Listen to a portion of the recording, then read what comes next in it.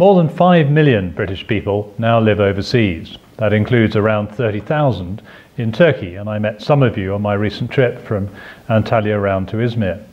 But only around 100,000 British expats around the world exercised their democratic right to vote in last year's UK general election. Were you one of them? If not, why not?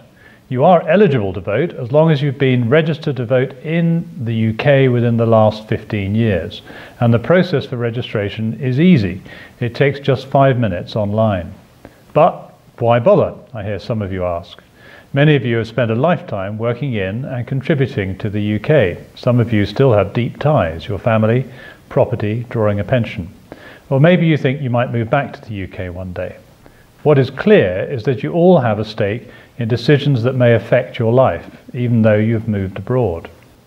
One of the most historic decisions the UK will make for a generation is on the horizon. On the 23rd of June, there will be a referendum to decide whether the UK should remain in or leave the European Union. Do you have a view on whether we should remain or leave? Whatever you think, the most important thing is that you have your say. The Electoral Commission is keen for you to register as early as possible to ensure that you can have your say.